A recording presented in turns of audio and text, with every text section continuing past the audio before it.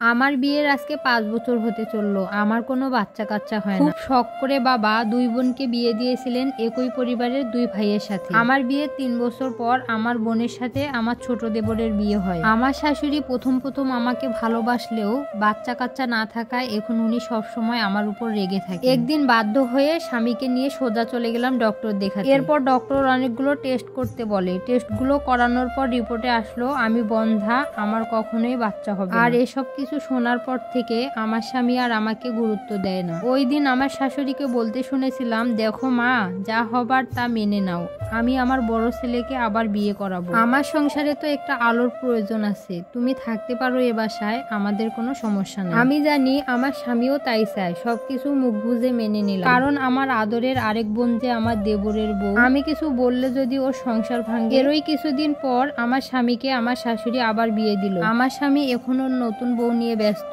আর আমিও একটা নতুন জব নিয়ে নিলাম। 2 বছরের মাথায় দেখতে পেলাম আমার বোনকেও আমার শাশুড়ি যা না তা বলে অপমান করত, আর আমার বোন আমার কাছে বসে বসে কাঁদতো। একদিন আমার শাশুড়ি আমার বোনকে বলল, তোর বোন আমার ছেলেকে বাচ্চা দিতে পারেনি, এখন তুইও তোর বোনের মতো বন্ধা নাকি? আমার শাশুড়ির এ কথা আমার গায়ে জ্বালা ধরার মতো যথেষ্ট ছিল। ওই দিনই আমার দেবর আর ছোট বোনকে নিয়ে ডক্টর দেখাতে চলে গেলাম। ডক্টরের দেয়া টেস্টের রিপোর্টে আসলো আমার ছোট দেবর কখনোই বাবা হতে পারবে না। হয়তো ভাগ্যের চাকা এভাবেই ঘুরে যায়। এরপর বাসায় আসার পর আমার শাশুড়িকে ওই দিন বলতে শুনেছিলাম, দেখো মা, তুমি তো মেয়ে মানুষ, আমার ছেলে তো তোমাকে ভালোবেসে বিয়ে করেছে, আর তুমিও আমার ছেলেকে অনেক বেশি ভালোবাসো। জীবনে তো বাচ্চাই সব না, আমরা আর কয়দিনেই বা বাঁচবো। কষ্ট করে থেকে যাও আমার ছেলের ভালোবাসা, ও তোমায় আগলে রাখতে চায়, তুমি ছেড়ে গেলে ও ভেঙে পড়বে। আমার বোন তখন আমার দিকে তাকিয়ে একটা মুচকি হাসি দিয়ে আমার শাশুড়ির 2 হাত ছেড়ে দেয় আর বলে, মা, আমার বোনকে আপনিই বলেছিলেন মেয়েদের জীবনে বাচ্চাই সব।